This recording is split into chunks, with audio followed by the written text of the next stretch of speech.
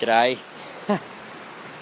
If you've watched some of my videos or read much of my story, you would know that I have this strange thing where wherever I am in the world, I swim their biggest rivers, swim in their seas, and I've done most of the seas of the world, all of the oceans of the world, and every continent's biggest rivers.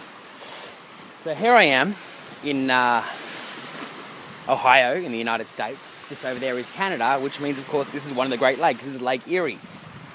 And there is a lot of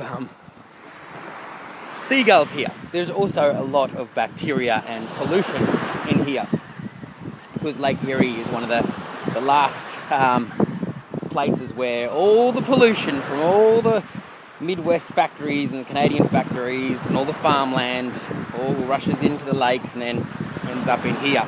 This lake only has water for about 2.5 years. The water comes from the end of the lakes and then goes out the Erie Canal, and it only takes 2.5 years. So it flushes out pretty quickly, but of course all the water from the other parts of the Great Lakes takes a lot longer, which means that even if they clean up their act, this will still be highly polluted. So yeah, my whole dream of from being a little kid to swim in the Great Lakes has ended, because I don't want to die of some weird infection.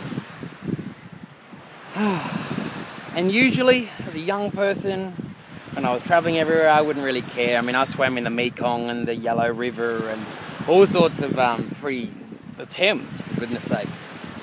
But I'm not going to chance it here. So for the first time in my life, I'm going to read a sign. I'm actually going to obey it. And funnily enough, it's not that hard to do. It does look nice, but I've seen a lot of factories on the drive along the southern shore, and you probably can't see it in this, but in the distance over there, there's smoke billowing, but there is a lot of like cement factories and fertilizer factories and God knows meat rendering plants, I'm sure. But yeah. And look, there's even mutated seagulls. Look at the size of some of those things. They're massive.